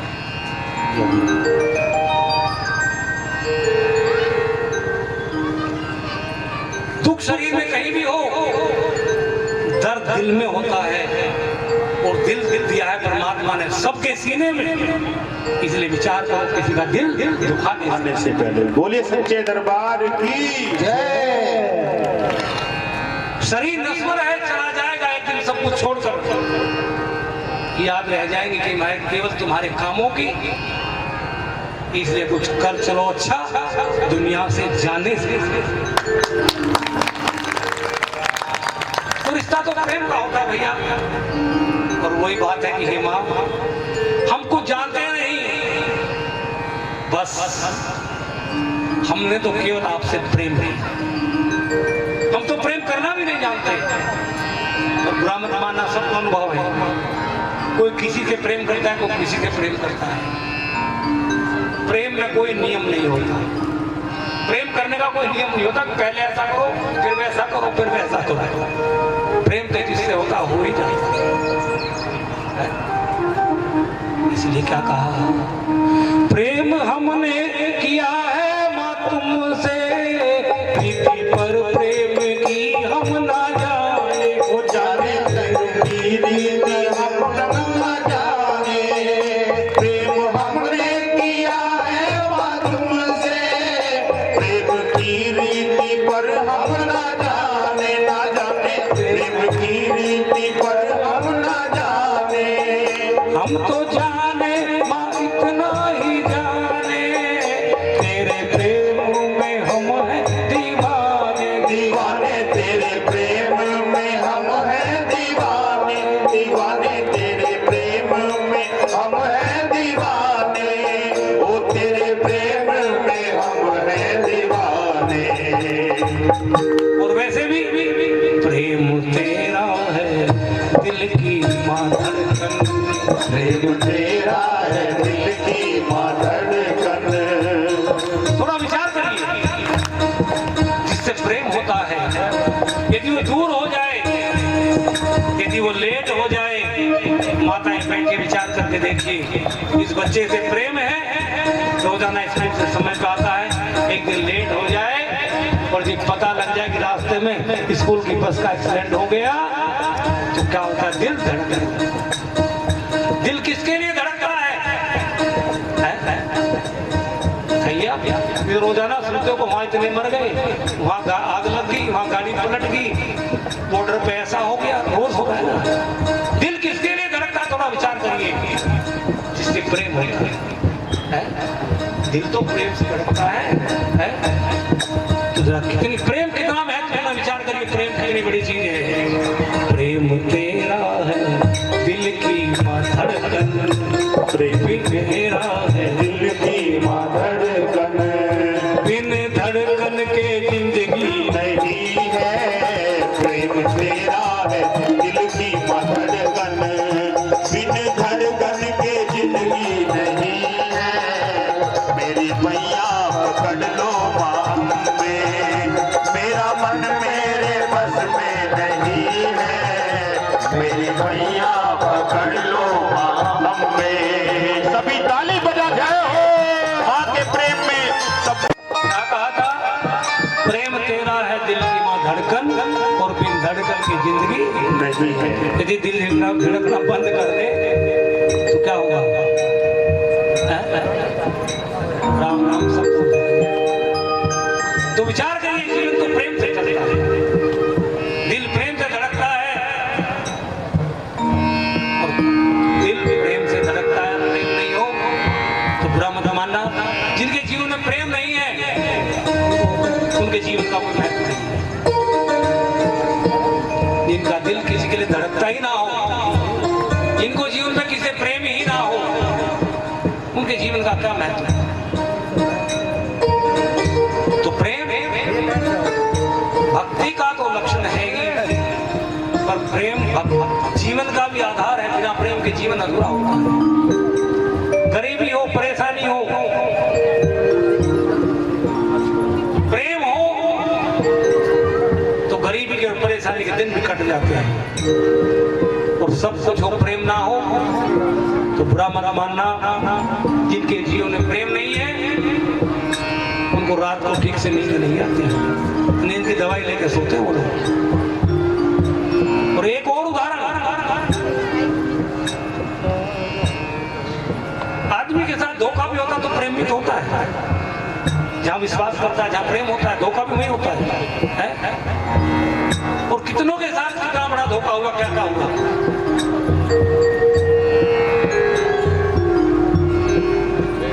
पर धोखा होने के बाद भी क्या प्रेम खत्म हुआ है? ये हो सकता है उसके बजाय दूसरे को हो गया, इसके बजाय उससे हो गया, होता ही रहता है। कुछ बातें ऐसी होती, प्रेम खत्म नहीं होता, कभी भी खत्म नहीं होता। जीवन के अंतिम समय तक प्रेम खत्म नहीं होता। हाँ, प्रेम बढ़ तो जाता है। जैसे जीवन के प्रारंभिक दिनों में जब दाम्पत्य जीवन शुरू होता है तो पति पत्नी में जो प्रेम होता है वो प्रेम धीरे धीरे कुछ कम हो जाता है। वास्तविकता क्या, प्रेम कम नहीं होता है। यदि संस्कार है, यदि प्रेम है, एक दूसरे में विश्वास है तो उम्र के हिसाब से प्रेम कम नहीं होता। लौकिक व्यवहार में ऐसा लगता है कि अब शायद प्रेम कम है। वो प्रेम कहाँ चला जाता है? दाम्पत्य जीवन शुरू हुआ, फिर बच्चे हो गए, तो प्रेम कुछ पत्नी से रह गया, कुछ बच्चों से। पत्नी को जितना प्रेम केवल पति से था, जब बच्चों से बच्चे हो गए तो बच्चों से ज्यादा प्रेम हो गया। पति की उपेक्षा नहीं हुई, उसने पति से प्रेम करना बंद नहीं किया, पर बच्चों को तो प्रेम होने देना है ना। अब आपके पास कुछ है, पहले एक कोई देना था, अब 4 हो जाए तो थोड़ा थोड़ा कम होगा ना। पर प्रेम ऐसा विषय है जो देने से कम नहीं होता। आप हजारों से प्रेम करिए, प्रेम बढ़ जाएगा, घटेगा नहीं। संसार की वस्तुएं बढ़ जाएंगी, प्रेम नहीं घटेगा। इसलिए क्या कहा, हम रहे ना रहे इस जहां में, कहानी तेरी दुनिया कहेगी, कहानी तेरी दुनिया कहेगी, कहेगी कहानी तेरी ये दुनिया कहेगी। इसलिए हमने हमारा स्वार्थ भी हमने ऐसे प्रेम नहीं किया आपसे। जिसने भगवान से प्रेम किया है उसका नाम भगवान के साथ अमर हो गया।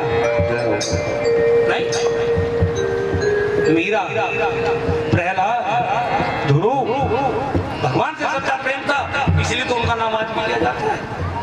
काम तो भगवान ने औरों के भी किए होंगे, बच्चे उस समय में सबके हुए होंगे, बहुत सारे राजा भी हुए होंगे, नहीं हुए, पर जिसने भगवान से सच्चा प्रेम किया,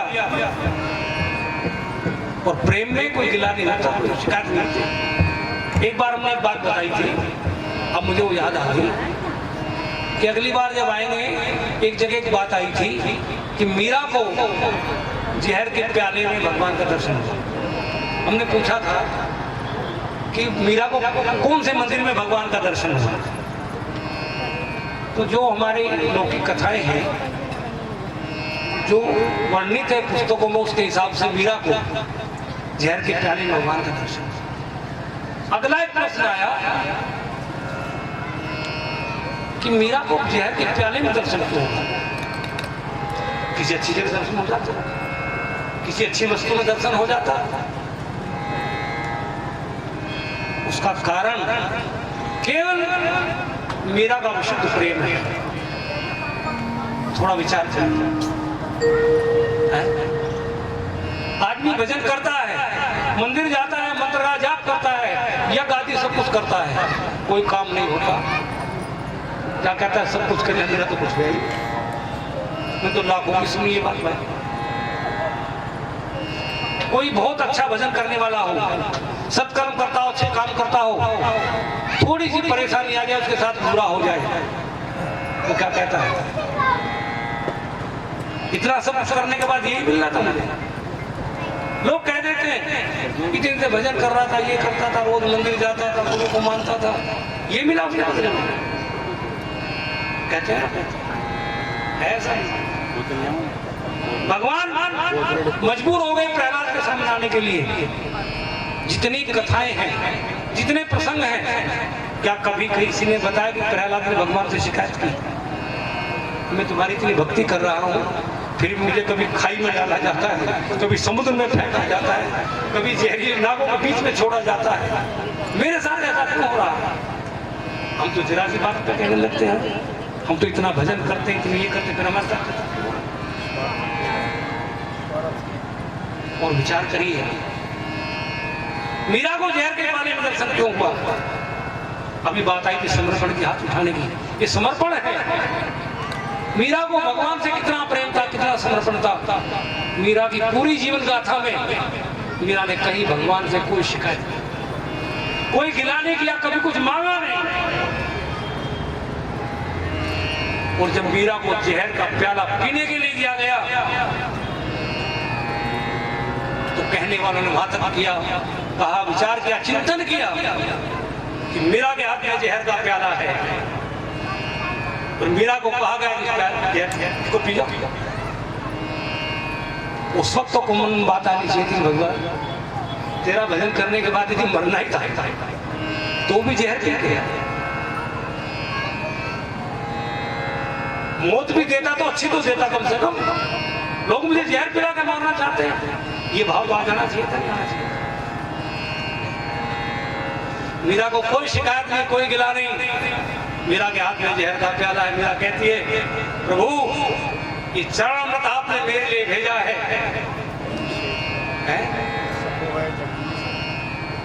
ये चरणामृत आपने मेरे लिए भेजा है। आपके चरणामृत से और ज्यादा महत्व मेरे जीवन में क्या हो सकता है? इससे बढ़िया प्रसाद और क्या हो सकता है? मीरा उसको भगवान का चरणामृत और प्रसाद मान के जब पीने लगी, भगवान क्या देकर हो गए? प्रेम का प्रकट हो ही मैं जाना, प्रेम से जहां चाहे वहां भगवान प्रकट। एक बात और सुना बेटा, जिस माँ को बेटे बच्चों से प्रेम नहीं, जिस पिता को परिवार में प्रेम नहीं, पत्नी से प्रेम नहीं, बच्चों से प्रेम नहीं है, तो बुरा न मानना, शराब से प्रेम है, वो गुरु से क्या प्रेम करे? मैं तो राष्ट्रीय स्तर की बैठक में संत समाज की मीटिंग में संतों से कहा, जो लोग अपने घर में प्रेम नहीं करते, जो माता पिता को छोड़ कर आ जाते हैं, जो माता पिता का सम्मान नहीं करते, आप उनको मंत्र दे देते हो, जिनके खाने पीने पे कोई पाबंदी नहीं है, जिन्होंने पत्नी से प्रेम नहीं किया, जो पत्नी के लिए, जो माँ के लिए, जो पिता के लिए, क्षमा चाहता हूँ महाराज, वो आपकी भूल है, वो आपके नहीं होगी। वो गुरु के क्या होगा? जिन्होंने किसी का हुनर सीखा ही नहीं, वो किसी के क्या होगा? बस अपना काम कर लो, ठीक है। इतनों को मंत्र बांट के अपने शिष्यों के हमारी इतने अनुयायी किस काम आएंगे? किसने किस काम आएंगे? गुरु गोविंद सिंह के तो 5 ही प्यादे थे जिन्होंने धर्म को की रक्षा करने जान गंवा। आज कितने लोग धर्म पर मरने वाले, मंत्र तो पता नहीं कितने लिए बैठे, कितने धर्म प्रचारक, कितने धर्म गुरु हैं, लाखों लाखों लोग उनके साथ हैं, और धर्म डगमगा रहा है। धर्म के नाम पे क्या क्या हो रहा है, किसी छुपा हुआ नहीं। धर्म के हाथ में बहन बेटी की उनका शील तक भंग किया जा रहा है। धर्म के नाम पे लोगों को लूटा जा रहा है। और धर्म की दुहाई दे, धर्म की जय बोल। एक तरफ जय माता की जय माता, कन्याओं का पूजन करते हैं, कन्याओं के साथ रोजाना बलात्कार हो रहा है। जिस नारी का सम्मान है उसका रोज अपहरण हो रहा है। भारत माता की जय बोलते हैं, भारत माता की पीठ में छुरा फोड़ते हैं। धर्म की जय बोलते हैं, धर्म के नाम पे लोगों को लूट रहे हैं। ये प्रेम नहीं है, दिखावा है, ये धोखा है। थोड़ा जागिए। सत्संग कुछ नया नहीं होता। सत्संग जो आप जानते हैं उसको आप वो आपको याद दिलाया जाता है सत्संग के माध्यम से कि आपका धर्म क्या है, आपको करना क्या है। केवल ये याद दिलाया जाता है। हमारे शास्त्रों को पढ़ने से, गुरुवाणी सुनने से, धर्म की पुस्तकें पढ़ने से केवल हमको ये ज्ञान ही तो होता है कि हमको क्या करना चाहिए, मानवता क्या है। वो रिमोट की तरह चैनल बदलते भगवान को सामने खड़ा नहीं करते, वो केवल रास्ता बताते हैं। चलना हमें और आपको पड़ेगा। जब प्रेम की बात आती है, अंतिम बात क्या कही थी? हम रहे ना रहे इस जहां में, कहानी तेरी ये दुनिया कहेगी, कहेगी कहानी तेरी ये दुनिया कहेगी। हम रहे ना रहे जहां में, कहानी तेरी ये दुनिया कहेगी, कहेगी कहानी तेरी ये दुनिया कहेगी।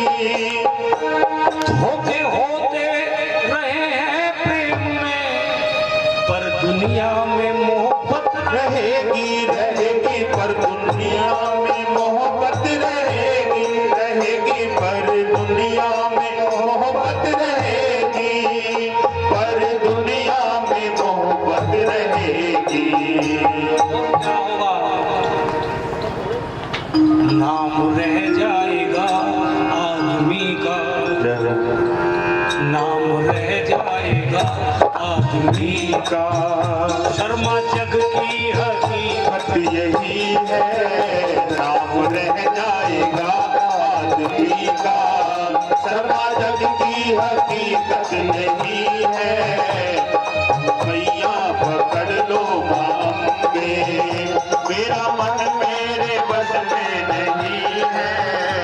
मेरी भैया पकड़ लो मांगे, मेरा मन मेरे बस में नहीं है, नहीं है मेरा मन मेरे बस में नहीं। आइए, जो भक्त इन माँ के चरणों में बैठे हैं और इन माँ को अपना हाथ पकड़ाना चाह रहे हैं, अपनी भैया पहनाना चाह रहे हैं, सभी मिलकर के ताली बजाते हुए, दोनों हाथों की ताली बजाते हुए ये भैया रिकॉर्डिंग कर रहे हैं। सब मिलकर के बोलिए, ओ मेरी भैया पकड़ लो मांगे, मेरा मन मेरे बस में नहीं है। मेरी भैया पकड़ लो मांगे, मेरा मन मेरे बस में नहीं है। ये तो रह के हमको सताए, ये तो रह के हमको सताए, हमें लड़ने की हिम्मत नहीं है। मेरी भैया पकड़ लो मांगे, मेरा मन मेरे बस में नहीं है। मेरी भैया पकड़ लो मांगे।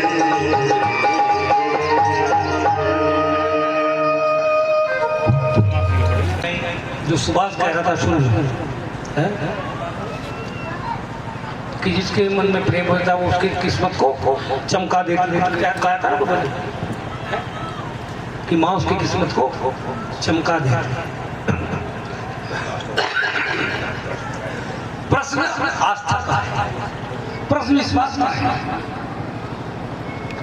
श्रद्धावान लगते ज्ञान विश्वास ऊपर होता है।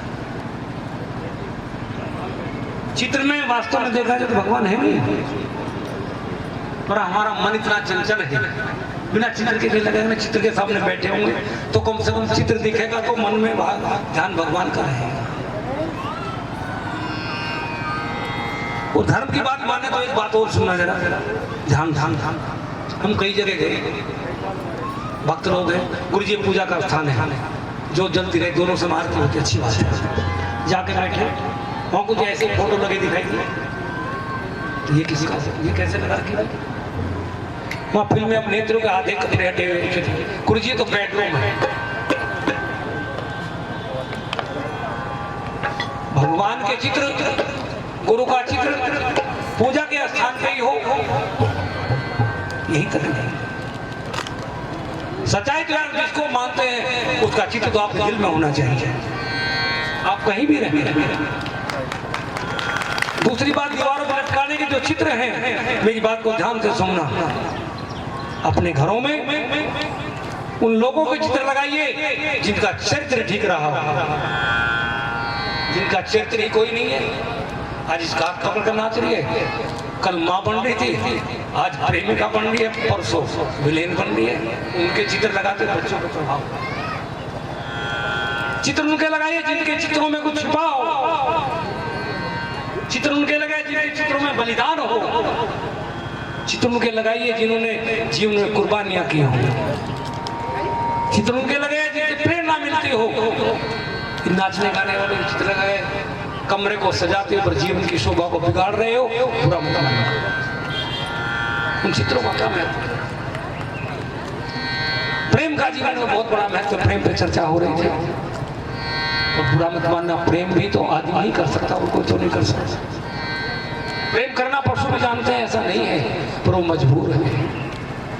गाय को अपने बच्चे में बहुत प्रेम होता है, पर थोड़ा सा बच्चा बड़ा होते ही मालिक, गाय चाहती है, बच्चा चाहता है, पर मालिक उस गाय का दूध उसको पीने नहीं देता, तो चारा खाने लगा। साल 2 साल बाद गाय बच्चे को भूल जाती है, बच्चा गाय को भूल जाता है। ये पास मिलना चाहिए। बात आती है संतों से मिलना चाहिए। प्रथम भक्ति संतन कर संग, गुरु से मिलना चाहिए। आस्था की बात है। गुरुद्वारों में गुरु ग्रंथ है, चित्र की बात है जहाँ प्रेरणा है, जिसमें जीवन का सार है, एक मर्यादा है, एक उपदेश है। हम उस ग्रंथ साहिब को साक्षात गुरु मान के उसके सामने मत्था टेकते हैं। ये ज्योत एक प्रतिबिंब है उस ज्योत का, जिसको कर्म साक्षी कहा। जाला जाला सब प्रकट हुई, पर इस पर कुछ नहीं, ऐसा नहीं है। ये यही जलाई है, पर इसमें भी कुछ नहीं। ये काली प्लॉट है या नहीं है? अभी जो भी आया करीब एक समय मत्था टेका, ठीक है, सर झुकाया। हमने कहा सर झुकाया ना झुकाया। ये ज्योत उठ जाएगी थोड़ी देर बाद, ये चित्र भी हट जाएंगे। कल मत्था टेका, सर झुकाओगे आके? थोड़ा सा विचार करिए। जिन चित्रों के महत्व को हम नहीं समझते, जिस ज्योति के महत्व को नहीं समझते, ये खाली प्लॉट में गली में जल जाती है, वहां रख दिए जाते हैं। जितने समय तक ये चित्र रहेंगे, जितने समय तक ये ज्योत रहेगी, ये जगह कितनी भी गंदी रही हो, उतनी समय के लिए मंदिर की तरह मत्था टेकेंगे। ये जगह की किस्मत को बदल देती है। बोले साचे दरबार की जय।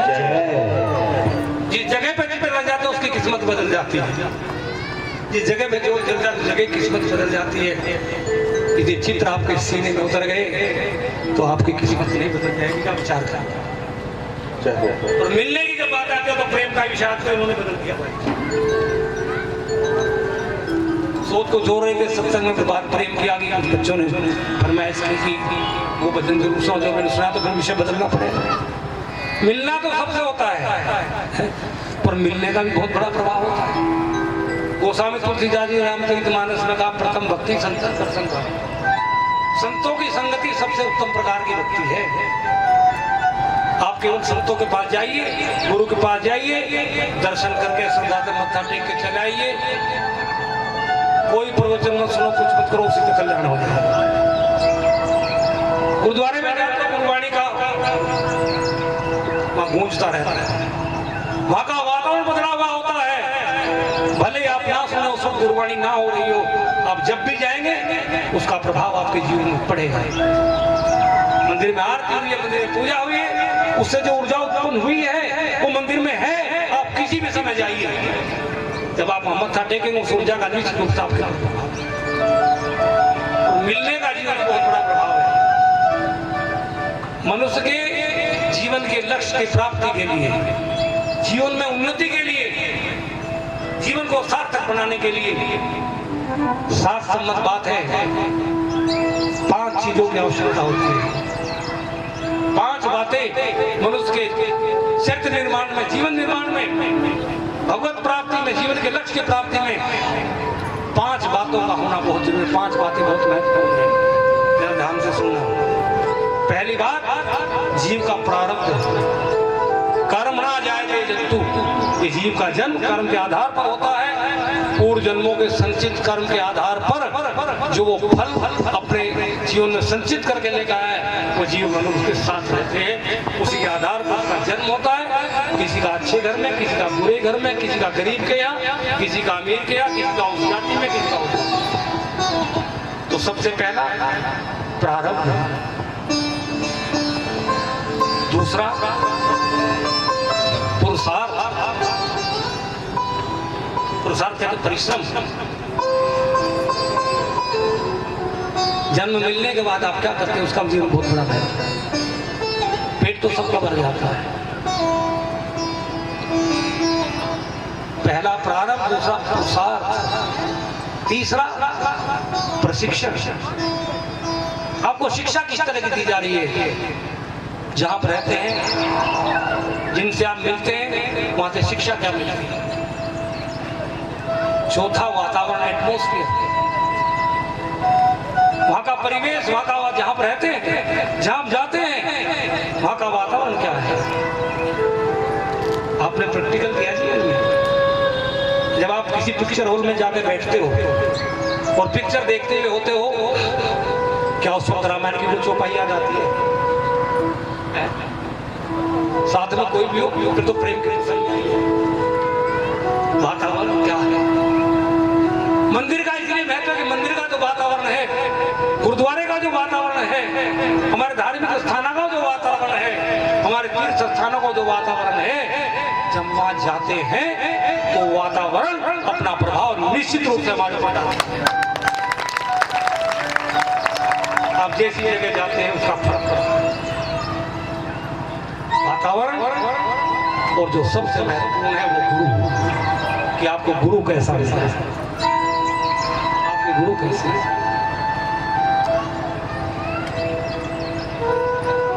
ये पांचों बातें ठीक हों तो जीवन के लक्ष्य की बात तो छोड़िए, भगवान की कृपा ना हो ऐसा असंभव। बोले सत्य सनातन धर्म की जय। बिल्कुल सब कुछ मिल जाएगा, केवल एक चीज आपके जीवन में साथ हो। इसलिए आप विचार करें कि आपकी संगति कैसी, आप कहाँ जाते हैं, आपका गुरु कैसा है, आपके बच्चों के मित्र कैसे हैं, आपके बच्चे कहाँ कहाँ जाते हैं, क्या क्या करते हैं, ये ध्यान करने। संगति ठीक नहीं है, वातावरण ठीक नहीं है विद्यालयों का, इसलिए बच्चों को अच्छी शिक्षा के लिए भेजते हैं और बच्चे लव मैरिज करके आ जाते हैं। संस्कार नहीं है, विचार चाहिए। इंजेक्शन नहीं लगाएंगे, आपको करना पड़ेगा। और मिलने का बहुत बड़ा प्रभाव होता है। कौन किससे मिला, मिलना तो सबसे चाहिए। पहली बात तो पता नहीं भगवान किस रूप में मिल जाए। आज ब्रह्मा की जोत जला के बैठे शेर पे सवार चित्र है जी, और शेर आ जाए हो गया। प्रार्थना भले करते रहो, जागरण में भी शेर पे चढ़ के आ जाओ और आगे तो भगवान जी से प्रार्थना करो, उसके गले में तो सर्पों की माला दिखाई जाती है, एक सांप यही आ जाए, भगवान बन जाए। मिलने का जीवन में बहुत बड़ा महत्व है। पहली बात तो जब भी आपको, क्योंकि मनुष्य का शरीर है बेटे, प्रेम से तो आदमी से आदमी मिल सकता है, ये तो मानवता। हमारा धर्म तुम्हें कहता है कि दरवाजे में भिखारी भी आए और भले ही प्रेम का नाटक करके आए, मित्रता का बहाना करके आए, ढोंगी हो, धोखे से मिलना चाहे, यदि शत्रु भी दरवाजे पे आए तो उसको प्रेम से मिलना चाहिए। हो सकता है उसका भी अब कैसे कैसे क्या होता मिलने में, हमने उसकी कृपा से चिंतन किया, शास्त्रों के आधार पर एक भजन लिखने का प्रयास किया, क्योंकि विषय मैंने पहले बदल गया, तो वो बात इसमें सब आएगी, किसके मिलने से क्या होगा सम देख लेना।